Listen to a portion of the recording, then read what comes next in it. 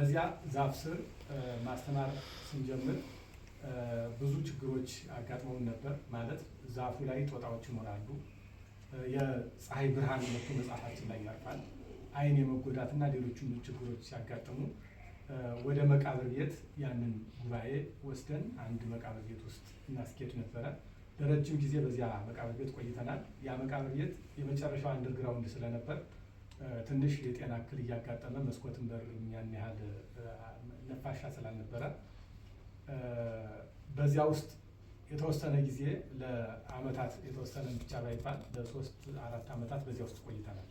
ከዚያ በኋላ የተለያዩ አማራጮችን ደቀ መዛሙርቱ እየታመሙ ስንቸገር የተለያዩ አማራጮችን እንጠቀም ነበረ። አንድ ጊዜ በሰንበት ትምህርት ቤት፣ ሌላ ጊዜ በግቢ ጉባኤያት አዳራሽ፣ እንዲህ እያልን ከቆየን በኋላ አንድ ሀሳብ በተቋቋሙ ኮሚቴዎች ጋር አሰብን። እሱ ያሰብነው ሀሳብ ምንድን ነው? በዚያ ጊዜ ክቡር ስራ አስኪያጃችን የኮሚቴው ሰብሳቢ ሆነው በብፁዕ አባታችን አቡነ ሚካኤል መሪነት በሀገረ ስብከቱ የተለያዩ ክፍላት ኃላፊዎች አሰባሳቢነት ወይም አመራር ሰጭነት ሌሎቹም የአካባቢ ምዕመናን ኮሚቴ ሆነው ስራ እንጀምር ብለው ስናስብ ስራውን በ3 ክፍል መድበን ለመስራት ጀመርን ማለት ነው። 2013 ሰኔ ላይ ነው መሰረት ጀምረን መስራት ጀመርነው። በ3 ክፍል ስንጀምር አንደኛው የትርጓሜ ደቀ መዛሙርት የሚማሩበት የመጀመሪያው ክፍል የሚባል ስራ ጀመር። ይሄ በአንድ ጊዜ ከ300 በላይ ደቀ መዛሙርትን ሊያስተናግድ የሚችል ቮሉንተሪ በተደራራቢ አልጋ ሲሆን ማለት ነው። በተደራራቢ ካልሆነ ደግሞ 150። እሱን መሰረቱን ጀመርን። ከዚያ እንደገና ሁለገብ አዳራሽ፣ ይሄ በኤል ሼፕ መልክ የተሰራ ነው። ሁለገብ አዳራሽ ደግሞ ላይብረሪ ያለው፣ ዲጂታል ላይብረሪ ያለው፣ ሙዚየም ያለው፣ ሙዚየም ቤት ማለት ነው።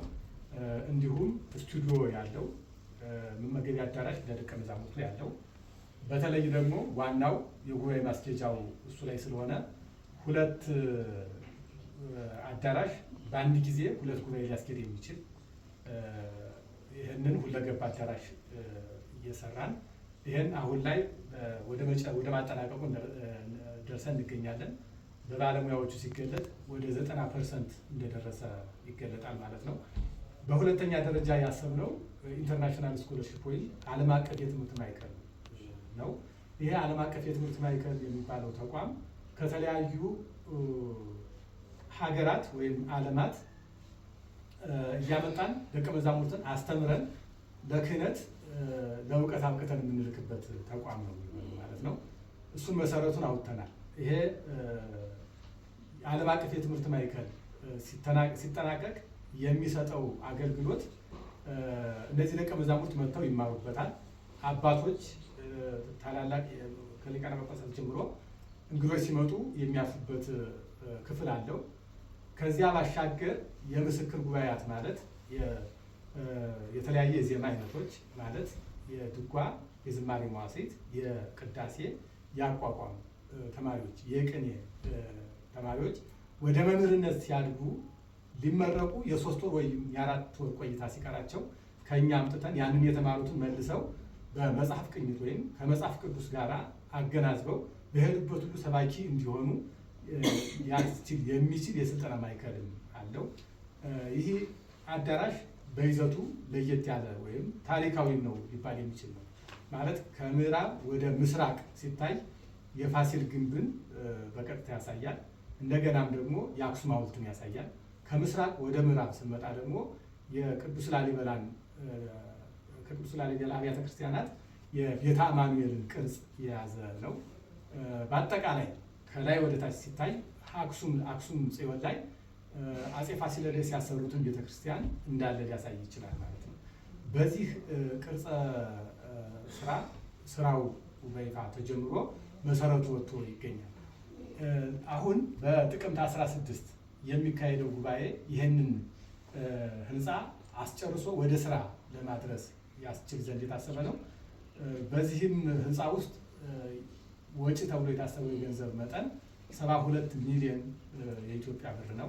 ይህንን እንግዲህ ጥቅምት 16 በጊዮን ሆቴል በአካል 9 ሰዓት ተኩል ጀምሮ እስከ 1 ሰዓት ተኩል ይህንን ቀጥታ ደግሞ በቨርቹዋል ለዓለም አቀፉ ማህበረሰብ የቤተክርስቲያን ጉዳዩ ለሆነ ሁሉ የምናደርስ ሲሆን ሁሉም ምዕመን ሁሉም የቤተክርስቲያን አካል በባለቤትነት በየትኛውም ዓለም ያለ የቤተክርስቲያኗ አካል ልጄ ሄዶ ይማርበታል እኔም ጥናትና ምርምር አድርግበታለሁ ብሎ የሚያስበው ተቋም እንደመሆኑ ሊያግዘን ይገባል ማለት ነው። ምናልባትም በዚህ 7 ዓመት ውስጥ እንግዲህ 2011 ነው የተጀመረው፣ አሁን 7 ዓመቱ ነው።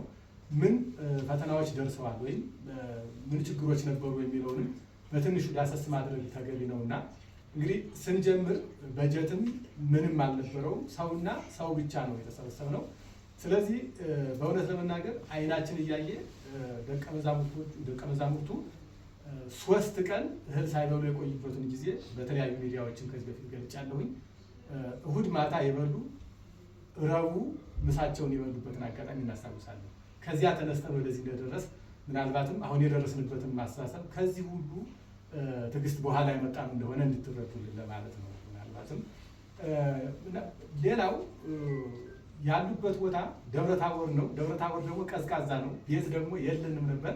ከዚህ አንጻር በጣም እጅግ አስቸጋሪ የሆኑ የጤና እክሎች ያጋጥሙ ነበረ። ማለት አንደርግራውንድ ነው ያለንበት፣ አየር ማስገቢያ ማስወጫም የለውም እና ክረምት ሲመጣ በአንድ ቀን 5 ተማሪዎች የታመሙበትን አጋጣሚ ያስታውሳለሁ። 2011 ሰኔ ላይ የታማል እና ቤቱ አስፈላጊ የሆነው ለዚህ ነው። ሌላው 21 ልጆችን አምጥተን አስተምረናል። ለዲቁና ቀጠንም ወደ ቦታቸው ልከናል።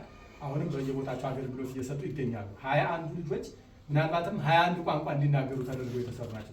ከሚናገሩ የተሰበሰቡ ናቸው እና እነዚህ ልጆች ምግብ ያስፈልጋቸዋል፣ ልብስ ያስፈልጋቸዋል፣ መጽሐፍ መግዛት ነበረባቸው። ይታመማሉ። መታከም አይቻልም፣ ማሳከም አይቻልም። ይህ አይነት የመጣንበት ጉዞ ነበረ። ከማስታውሰው አንድ ወንድማችን በክረምቱ ቅዝቃዜው ሲበረታ እንግዲህ አሁንም ልድገመው፣ ደብረ ታቦር ይታወቃል፣ ቀዝቃዛ ነው ቦታው እና ክረምቱ ሲመጣ የአርባ ምንጭ አካባቢ ልጅ ነው፣ ከሙቀት የመጣ ነው። ያንን ብርድ መቋቋም አልቻለም እና እግሩ መሄድ የማይችል ሆኖ ተሰንክሎ ቁጭ አለ እና ለ3 ወር እየተሸከምን እያንቀሳቀስ ያስተማርንበትን ጊዜ አስታውሳለሁ። ከቤቱ እየተሸከምን ጉባኤ ቤት እየወሰድን ከጉባኤ ቤት ተሸክመን ከቤቱ እያደረስን ማለት ነው። ማሳከም አንችልም፣ አቅም የለም በእውነት ለመናገር እና አይናችን እያየ እግሩ ተኮርትሞ እያየ ነው በቃ እናስተምር ነበር ዝም ብለን እና በአጋጣሚ ይህንን ስናገር የሰሙ አብነት የሚባሉ እናት ከጀርመን መታከሚያውን ልከው አሳክመውልን አሁን ደህና ሆኗል። እናታችንን በዚያው ማመስገን እፈልጋለሁ በዚያው አጋጣሚ። አሁን አንድ ወንድም አንድ አይኑ በመጽሐፍ ሲመለከት ፈልቆበት አንድ አይኑ ታሞ ማሳከም ባለመቻላችን ያ አንድ አይኑ አይናችን እያየ ጠፍቷል። አሁን ያለ ልጅ ነው። ሁለተኛ አይኑ መጽሐፍ ማየት አልችላል አሁን በዚያ ምክንያት ማለት ነው እና ቁጭ ብለን አይናችን እያየ አይኑ ሲጠፋ ዝም ብለን እያየን እንገኛለን። በእውነት ለመናገር እዚህ ድረስ ችግሮች አሉ ማለት አሁን በመጽሐፍ ትምህርቱ እንኳን 8 ቋንቋ ተናጋሪ ልጆች አሉ። እነዚህ እኛን አምነው የተላኩ ናቸው። እንዲያውም አንዳንድ ጊዜ ሲታመሙ አደራውን ተቀብለን ቤተሰቦቻቸው ሁሉ ይደውላሉ። እንደዚህ ሆኖ ምን እናድርገው አሳክሙልን እንጂ አቅም የለንም እና እንዲህ አይነት ችግሮች በጣም እየፈተኑን ይገኛሉ። ሌላው ደቀ መዛሙርቱ ከ80 በላይ ናቸው። በወር ብቻ 220 ሺህ እናወጣለን። 220 ሺህ ለደቀ መዛሙርቱ ስናወጣ 1 ብር እንኳን በወር ገቢ የለንም። በጣም በእጅጉ እየፈተን ያም ሆኖ ግን በደጋግ ምዕመናን ጥረት አንደኛውን ፌዝ ብለን ያሰብነውን ስራ እንግዲህ ወደ 90% አድርሰናል። ምናልባት ከዚህ ሊነሳ የሚችለው ለምን አላሳከማችሁትም ወዲያው ሊሆን ይችላል። እነዚህ ልጆች አካባቢው ላይ እንትን ሲሉ ብዙ ወንድሞች ይረባረባሉ፣ ግን እንትኑ እያደገ ይመጣል ማለት አሁን አይኑን የታመመው ልጅ አሁን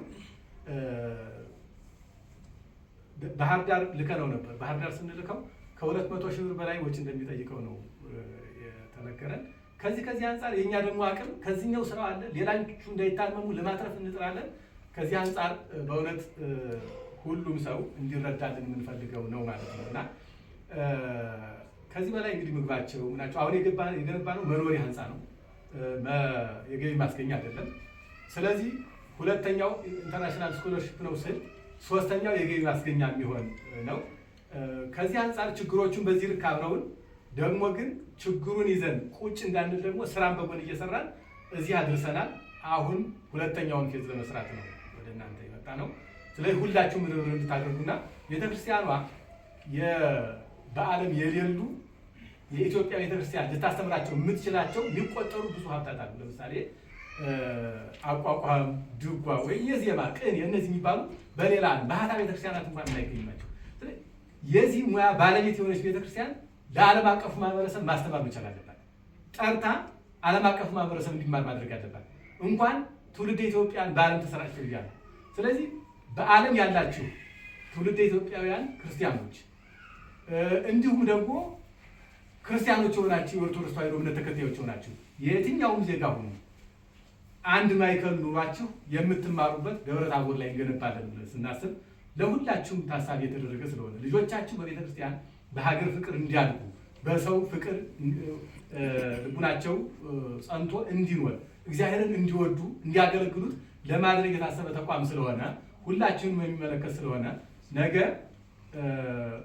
በጥቅምት 16 በጊዮን ሆቴል ላይ በሚካሄደው ጉባኤ ላይ በአካል የምትገኙ በባለቤትነት በክብር ተገኝታችሁልን ሀሳባችሁንም ገንዘባችሁንም ሰጣችሁን ስራው እንዲያልቅ፣ በአካል የማትገኙ ደግሞ በቨርቹዋሉ ዓለም ስለምናገኛችሁ እናንተ ማስባችሁበት ገብታችሁልን የዚሁ ስራ ታሪካዊ ስራ ባለቤቶች እንድትሆኑ በይዘቱም በቤተክርስቲያናችን እስካሁን እምብዛም የሌለ ተቋም ስለሆነ የዚህ ታሪክ ባለቤቶች እንድትሆኑ ጉባኤታችን እንዲሁም እኛም ሁላችን ጥሪያችን እናስተላልፋለን። እግዚአብሔር ይስጥልኝ።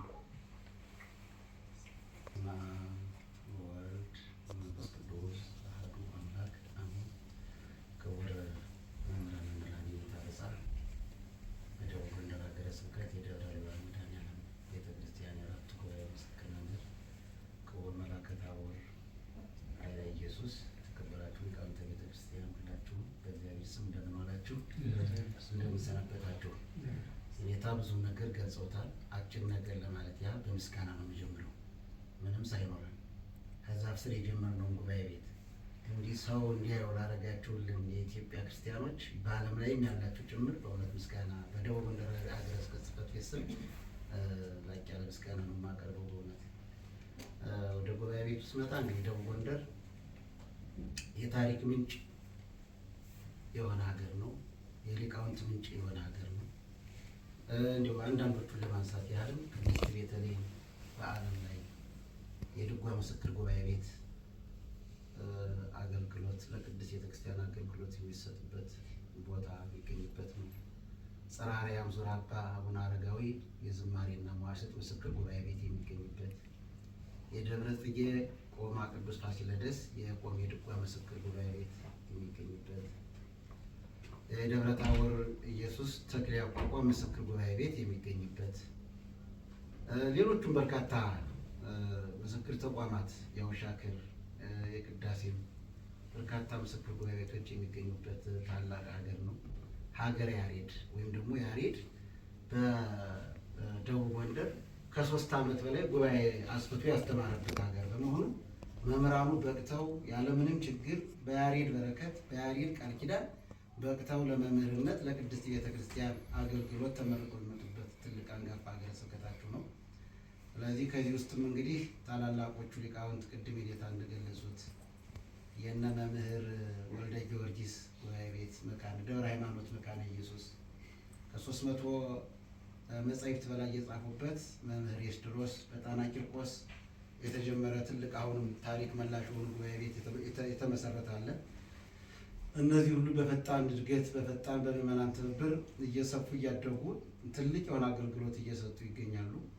በበለጠ ደግሞ አሁን በደብረ ታቦር መድኃኔዓለም ቤተክርስቲያን ስር የተመሰረተው በየኔታ መምህረ መምህራን በጻለሙ የሚመራው ታላቁ ጉባኤ ቤታችን የሚሰጠው አገልግሎት በአሁኑ ሰዓት በጣም በእውነት እኔ እንጃ ጠብቀናል። የጠበቅነው አገልግሎት በእጥፍ ነው በእውነት እና የመንግስት ሰራተኞች ፕሮግራም ከወር 1 ቀን እንግዲህ ከ5 ዓመት በላይ ብዙ ያለፈ እሱ መርሃ ግብር አለ።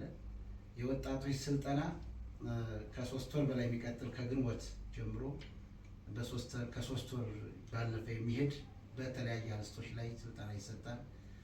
የኔ ቢጤዎች ተሰባስበው እንደው ቤተክርስቲያን ጥግ ነው የሚኖሩት። በሁሉም አብያተ ክርስቲያናት እንደው በዚህ መንገድ ላይ የምናያቸው ሁሉ በወር አንድ ጊዜ መርሃ ግብር አላቸው። ምግብ ይዘጋጅላቸዋል በኔታ አስተባባሪነት። ምዕመናን ልብስ ያዋጣሉ። የእግዚአብሔርን ቃል ግን በሚገባ እያወቁ እንደ ቤተክርስቲያን እንዳሉ የምታገኟቸው እንጂ ጸሎት ሲያደርጉ እናያቸውም። እውነት ጎድተናቸው ቆይተናል።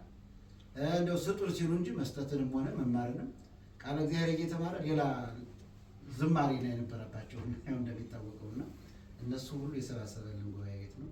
ከምንም በላይ ደግሞ የካህናት ምስቶች በእግዚአብሔር የተመረጡ መሆናቸው ለክህነት አገልግሎት በእውነት ብቁ ሆነው እግዚአብሔር የመረጣቸውና ያን ኃላፊነታቸውን በአግባቡ እንዲወጡ ይሄ ሁሉ መርሃ ግብር ተካቶ እንዲሁ የማህበረሰብ ምንድን ነው በዚህ በዩኒቨርሲቲዎች ማህበረሰብ አቀፍ ልማት ነው የሚባለው በሚገባ በእውነት በሀገረ ስብከታችን ውስጥ እንዲሁ ከእግዚአብሔር ወቀሳ ድነንበታል። በዚህ ጉባኤ በእውነት የቤታችን ቅዳሴዋ፣ ውዳሴዋ፣ ትምህርተ ኅቡዓቱ፣ ኪዳኑ እጅግ በሰፊ በበረሃዋ ዛሬ አስቸጋሪ ነው ሁኔታው። ደቀ መዛሙርቱ ሰዓት የሆኑ ልጆችን እግዚአብሔር ሰጥቶና በክብረ በዓልም በወርኃ በዓልም በተለያየ ምክንያት በበረሃው ድረስ እየወረደ አገልግሎት እየሰጠ ያለ ታላቅ ጉባኤ ነው በእውነትና የጌታንም በዚሁ በእውነት ላቅ ያለ ምስጋና ነው የማቀርበው። እንዲህ አልጋ ባልጋ አይደለም፣ ፈታኝ ነው። እኛ ቀለል አድርገን ነበር ያየ ነው። ስንጀምረው ግን ብዙ ከባድ የሆኑ ነገሮች ነበሩ። ያን ታግሰው ይህን ጉባኤ በዓለም ላይ ላሉ ክርስቲያኖች ያስረክበዋል በእውነት እና ስለዚህ ጉባኤ ቤታችን በአሁኑ ሰዓት እጅግ ችግር ፈች እጅግ በዚህ ዘመን የምገልጽበት ነገር ነው የማጣው እና ከዚህ ደረጃ ደርሷል። አሁን እንግዲህ ሁኔታ እንደገለጹት ማለት ነው ተማሪዎቹ አሁን በቀብር ቤት ውስጥ ነው የሚታመሙ ነበር። ቀብር ቤቱ ያለው ሰው ደግሞ ፈልጌዋለሁ ጸሎት ሊይዝበት ነው የሚሉት ጥያቄ ነበረ።